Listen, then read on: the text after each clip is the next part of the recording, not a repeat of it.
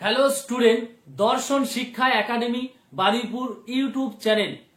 আজকে আমি তোমাদের West Bengal centralize portal admission 2024-এ যে সমস্ত ছাত্রছাত্রী তোমরা কলেজ ভর্তিতে অ্যাপ্লিকেশন করেছিলে এবং অ্যাপ্লিকেশন করার পর অনেক ছাত্রছাত্রী আছো যে তোমাদের সাবজেক্ট পছন্দ হয়নি বা কলেজ পছন্দ হয়নি, এই কারণে তোমরা অনেকে মপ আপ রাউন্ডের ভেরিফিকেশন কমপ্লিট হয়ে যাওয়ার পরে তোমরা 7 সেপ্টেম্বরের পর থেকে অনেকেই আছো যে যারা কলেজে সরাসরি পোর্টালে তোমরা অ্যাডমিশন বা অ্যাপ্লিকেশন করেছিলে।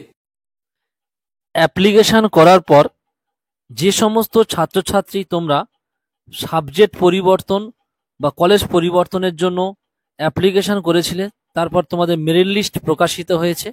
এই মেরিট লিস্ট প্রকাশিত হওয়ার পর অনেক স্টুডেন্ট আমাকে কমেন্টস করেছো যে স্যার আমরা কিভাবে মেরিট লিস্ট প্রকাশিত হয়েছে আমরা দেখতে পাবো বা কিভাবে আমরা জানবো। সেই ভিডিও আমি আমার চ্যানেলে বা আমার এই ভিডিওতে আমি দেখিয়ে দেব প্র্যাকটিক্যালি কিভাবে তোমরা তোমাদের মেরিট লিস্ট যে নাম এসছে দেখতে পাবে। এরপর বেশ কিছু স্টুডেন্ট আমাকে কমেন্টস করেছো যে স্যার আমরা আমাদের যে আগের যে কলেজে অ্যাডমিশন নিয়েছিলাম সেই কলেজের অ্যাডমিশন ক্যান্সেল করব কিভাবে, বা আমরা কলেজে ক্যান্সেল করতে গিয়েছিলাম অফিস থেকে আমাদের ক্যান্সেল করতে দেয়নি। অনেকের কলেজ থেকে বলেছে যে বিকাশ ভবনে গিয়ে ক্যান্সেল করতে হবে। এই সমস্ত বিষয়গুলো পুরো মিথ্যা কথা বা তোমাদের ভ্রান্তি ধারণা দিয়ে দিয়েছে। কারণ হচ্ছে কলেজ পোর্টাল থেকে তোমাদের অ্যাডমিশন ক্যান্সেল করতে হবে, কলেজের থেকেই ক্যান্সেল করতে হবে যদি ক্যান্সেল করতে চাও। আর যদি অফিস থেকে ক্যান্সেল না করে তাহলে তোমরা ডাইরেক্ট সেই কলেজের প্রিন্সিপালের সঙ্গে গিয়ে কথা বলবে, তোমাদের প্রবলেমটা বা সমস্যার কথা তোমরা জানাবে যে স্যার আমাদের এই সমস্যার জন্য আমরা কলেজ চেঞ্জ করেছি বা আমরা পছন্দের সাবজেক্ট পেয়েছি, আমরা সেখানে যাব, আমাদের অ্যাডমিশনটি ক্যান্সেল করতে হবে। এরপর যদি তোমাদের একটা অ্যাপ্লিকেশন দিতে বলে তাহলে তোমরা একটা অ্যাপ্লিকেশন দিয়ে দেবে, দেওয়ার পরে দেখবে তোমাদের অ্যাডমিশন ক্যান্সেল হয়ে যাবে, এক্ষেত্রে কোনো সমস্যা হবে না। আর যে কলেজে বর্তমানে অ্যাডমিশন নিচ্ছ সেই কলেজে অ্যাডমিশন নেওয়ার পরে একবার জিজ্ঞাসা করবে যে স্যার আমাদের কি আগের কলেজটি কি ক্যান্সেল করতে হবে, তাহলে ওনারা বলে দেবে যে তোমাদের কলেজে অ্যাডমিশন ক্যান্সেল করতে হবে কিনা। তবে রেজিস্ট্রেশন যে কলেজের আন্ডারে হবে সেই কলেজটা বা সেই ইউনিভার্সিটি হবে তোমার মানে কনফার্ম, তোমার জন্য কনফার্মেশন আর কি। এরপরে আর কোনো ইউনিভার্সিটিতে নাম আসবে না বা কোনো কলেজে নাম আসবে না যদি অন্য কোনো ইউনিভার্সিটির আন্ডারে ফর্ম ফিল আপ করে থাকো। মানে যে কলেজে তুমি রেজিস্ট্রেশন করবে সেটাই হবে তোমার ফাইনাল কলেজ। ঠিক আছে, আশা করি সবাই বুঝতে পেরেছো।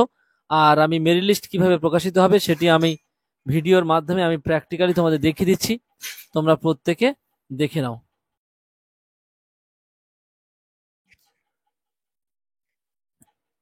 তোমরা সবাই যে কলেজে ভর্তি হয়েছো সেই কলেজের নাম দিয়ে গুগলে গিয়ে তোমরা সার্চ করবে। যেমন দেখো আমি একটি কলেজের নাম দিয়েছি বারুইপুর কলেজ অ্যাডমিশন 2024।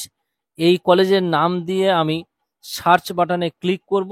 ক্লিক করার পরে পেজটি ওপেন হবে।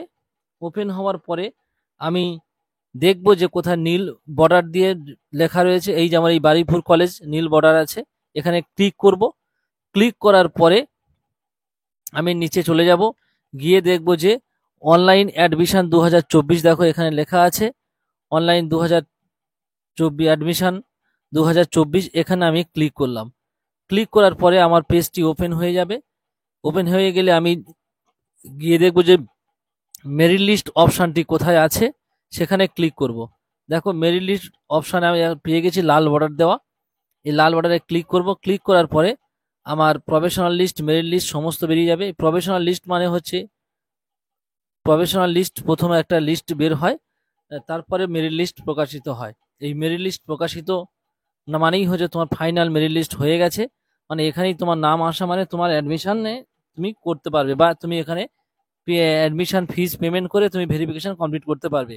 ফাইনাল মেরিট লিস্টে নাম আসা মানেই এখানে দেখো প্রত্যেকটা unreserved, SC, ST, OBC A, OBC B সব কিছু শো করছে এবং প্রত্যেকটা ঘরে দেখো বিভিন্ন ধরনের কালারিং করে দিয়েছে। এই প্রত্যেকটা কালারে তুমি এক একটা ক্লিক করবে, দেখবে যে প্রত্যেকটা সাবজেক্টে বা পাশে বা অনার্সে যার যে সাবজেক্টের নাম এসেছে এখানে শো করবে।